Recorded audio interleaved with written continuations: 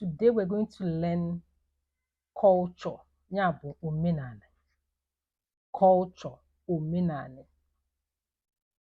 What is culture?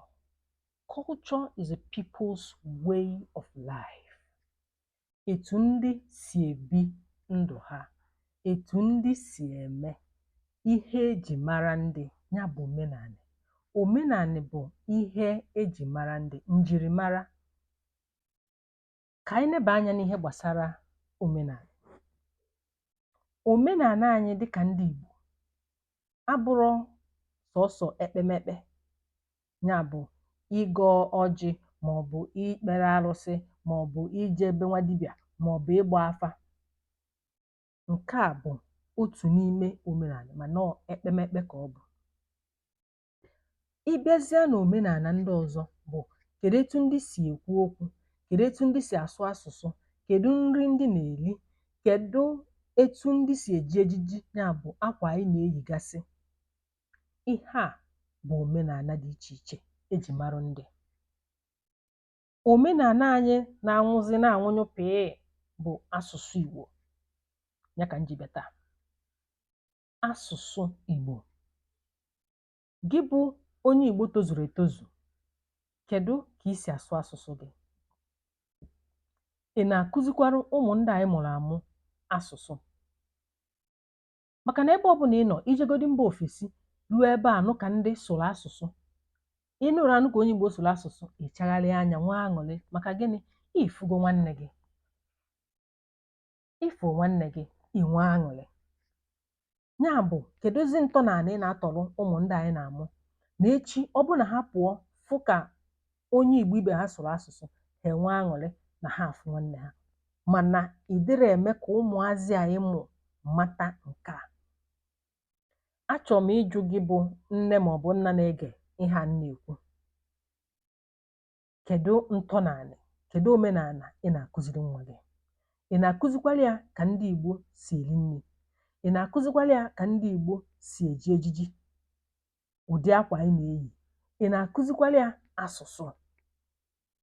Ịmụta nwa, ị na-asụ ya Bekee, mana ị kwụrụ ụgwọ akwụkwọ n'ụlọ akwụkwọ ka akụzielu nwatakịrị a asụsụ ndị ọzọ, maọbụ sụpịrị sụpịrị, maọbụ ụdị na ụdị ọbụla ụmụ ike ịmụta ndị ahụ n'akwụkwọ, mana asụsụ gị, ya bụ mother tongue, ị na-akụzikwara ya nwa gị. O jogburu udene sigbuo nkakwụ na ndị be anyị adịghị akụziziri ụmụazị anyị mụrụ amụ asụsụ Igbo. Ọ na-esi n'ụlọ adị mma, esi n'ụlọ malụ mma, a wee pụwa ilo. Ọ bụ na ịmụta nwa, esi abịa nye m ihe dị etu a, nye m ihe dị etu a, rapụ come here, rapụ give me water. Mana gị na di gị ga na-akpakwa nkata na-asụ asụsụ Igbo, mana ịchọzi ịgwa nwa ahụ okwu, ịsụọla ya oyibo. Ọ dịrọ mma. Ajọ omume ka ọ bụ. O nwere onye ọcha ya anọkata sụọrụ nwa ya asụsụ ọzọ maọbụ ndị mba ọzọ. Ibu n'obodo anyị bụ Naijiria, ndị mba ọzọ niile na-asụrụ ụmụ ha asụsụ ha, mana nke ndị Igbo anyị na-aghọzi ihe ọzọ. Obi na-ajọ m njọ ma mfụ ihe dị etu a, mgbe nne maọbụ nna rapụrụ ihe ọ kwesịrị ime na-eme ihe ọzọ. Osita dị mma, ọ dịba gboo. Ịmụta nwa, sụọrọ ya asụsụ Igbo. Ọ bụrụ na ị ka na-amụ ụmụ, ọ dị mkpa na ị ga-enye iwu n'ụlọ. Iwu nke mbụ bụ na n'ime ụlọ a nwere onye na-asụ Bekee, onye ọbụla ga na-asụ asụsụ Igbo. Onye mbịambịa bịara abịa, onye ọbịa bata na be gị bụ onye Igbo, ya sụwara ụmụazụ Igbo. Onye ọbụla asụzi na Bekee, si sụwa asụsụ Igbo. Onye nwere ike ịsụ asụsụ Bekee n'ime ụlọ ahụ bụ onye na-abụrụ onye Igbo. Ị ga-afụ onye Igbo, fụ nwatakịrị Igbo, ọsị ya how are you? Kedụzi ihe melụ? Kedu nne m nna ka ime? Anyị na-asụ sụpịrị sụpịrị. Ọ dịrọzi m obi mma. Ọ bụ na ịchọ ka ụmụ gị mụta Igbo, sụwalụ ha Igbo n'aka gị bụ nne maọbụ n'aka gị bụ nna ka ọ dị. Ọ bụrụ ntogoro eto, ibido tata sụwalụ ha asụsụ Igbo.